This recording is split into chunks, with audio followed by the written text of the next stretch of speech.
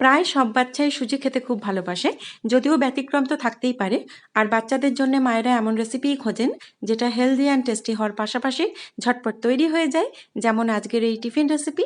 এটা যদিও একটা পপুলার ইন্ডিয়ান ডেজার্ট, তবে টিফিন টাইমে বড় ছোট সবারই মন ভরানোর মতন একটি খাবার। নমস্কার, আমি মৌসুমি শেয়ার্সে সকলকে স্বাগত।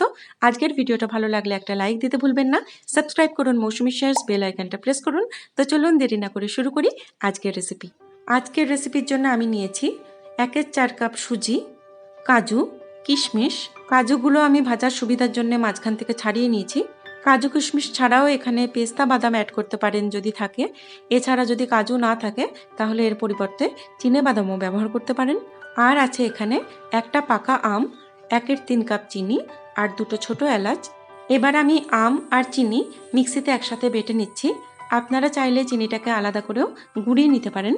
আমি এখানে অল্প করেই বানিয়ে দেখিয়েছি, তবে আপনারা নিজেদের প্রয়োজন মতন পরিমাণ কম বা বেশি করতে পারেন। শুধু মনে রাখবেন যে পরিমাণে সুজিটা নেবেন তার ডবল পরিমাণে আমটা নিতে হবে। মানে যদি 1 কাপ সুজি বানান সেখানে আমের পাল্প লাগবে 2 কাপ, আর ডাবল কোয়ান্টিটিতে বানালে পুরো রেসিপিটা ডাবল করে দেবেন। প্রথমেই আমরা সুজিটাকে ড্রাই রোস্ট করে নেব। এতে সুজি জল টানবে কম, চটচটে হবে না, আর একটা দরদরে গ্রেনি টেক্সচার আসবে। সুজিটা কিন্তু ড্রাই রোস্ট না করে ঘিও ভেজে নেওয়া যায়, কিন্তু যেহেতু আজকের রেসিপিটা আমি বাচ্চাদেরকে ডেডিকেট করেছি তাই আমি এটা ড্রাই রোস্ট করে নিয়েছি। আপনারা নিজেদের জন্য বানালে অবশ্যই ঘি দিয়ে ভেজে নিতে পারেন। দেশি ঘি এমনিতে স্বাস্থ্যকর, কিন্তু বেশি খেলে হজমে সমস্যা হতে পারে। এই সময় ফ্লেমটা থাকবে মিডিয়াম টু লো, আর সমানে নেড়ে নেড়ে আমরা সুজিটা ভেজে নেব। তবে একদমই বাদামি করে ভাজবো না। যখন দানাগুলো বেশ ছাড়া ছাড়া হয়ে যাবে তখন এটাকে আমরা অন্য প্লেটে তুলে নেব। ওই কড়াইয়েই দিয়ে দিচ্ছি 1/2 টিস্পুন গাওয়া ঘি। যদিও আজকের রেসিপিটা দেশি ঘি ছাড়া সম্ভব নয়, তবুও আমি চেষ্টা করেছি যতটা পরিমাণে কম ব্যবহার করা যায় ততটাই দেওয়ার। ঘিটা গলে গেলে এখানে আমরা প্রথমে দিয়ে দেবো কাজু। এরপর লো টু মিডিয়াম ফ্লেমে হালকা বাদামি করে কাজুটা ভেজে নেব। দিলাম কিশমিশ, এগুলো ফুলে ওঠা পর্যন্ত ভেজে নেব। ফ্লেমটা কিন্তু লো টু মিডিয়াম থাকবে।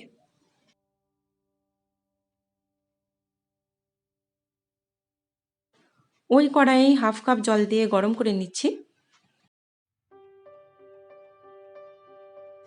এরপর এক হাতে সুজি ঢালবো আর এক হাতে সমানে নাড়তে থাকবো। এইভাবে করলে সুজিতে লাম্পস পড়বে কম। মিডিয়াম ফ্লেমে সমানে নেড়ে নেড়ে সুজিটাকে সেদ্ধ করতে আমাদের মিনিট 2-এর বেশি সময় লাগবে না। সুজি নরম হয়ে গেছে, দিয়ে দিলাম চিনি মেশানো আমের পাল্প। এই সময় কিছুটা জল দিয়ে দিচ্ছি যাতে সুজির লাম্পসগুলো ভাঙতে সুবিধা হয়। এরপর এই মিশ্রণটাকে আমরা ততক্ষণ পর্যন্ত মিডিয়াম ফ্লেমে নাড়াচাড়া করব যতক্ষণ না পর্যন্ত এটা বেশ শুকিয়ে আসছে আর কড়াই থেকে ছেড়ে আসছে। এই সময় যদি কোনো লাম্পস পড়ে তাহলে সেটাকে খুন্তি দিয়ে ভেঙে দিতে থাকবেন। 2টো ছোট এলাচ থেতো করে এখানে দিয়ে দিয়েছি। দিলাম 1/2 টিস্পুন গাওয়া ঘি, এতে হালুয়ার টেস্ট আর ফ্লেভার দুটোই বেড়ে যাবে। এখানে আমরা কাজু আর কিশমিশ ভাজাটা দিয়ে দিচ্ছি। দেখুন আমাদের সুজিতে কিন্তু আর কোনো লাম্পস নেই। এছাড়াও কোনো রকম ফুড কালার ছাড়াই এতে কত সুন্দর একটা রং এসেছে। আমের যেটা ন্যাচারাল রং তাতেই কিন্তু এতে খুব সুন্দর একটা রং হয়ে গেছে। আমাদের রান্না প্রায় হয়েই এসেছে। দেখুন আস্তে আস্তে এটা একটা মন্ডে পরিণত হচ্ছে। এরপর যদি এটাকে একটু সামান্য তুলে দেখেন, দেখবেন এটা থেকে একটা শেপ বানানো যাচ্ছে। যখন এটা থেকে একটা শেপ বানানো যাবে তখন জানবেন রান্না হয়ে গেছে।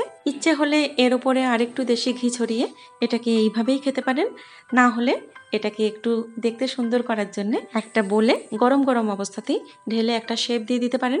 আজকের রেসিপির এই টক মিষ্টি স্বাদ বড় ছোট সবারই মন জয় করে নেবে। বাজারে এই সময় আম অ্যাভেলেবেল আর বাকি সমস্ত উপকরণও সহজলভ্য, তাই সকাল বা সন্ধ্যের টিফিনে ঝটপট বানিয়ে ফেলুন এই রেসিপিটা ভালো লাগলে লাইক করুন, শেয়ার করুন, subscribe to Mousumi shares, bell আইকনটা প্রেস করুন।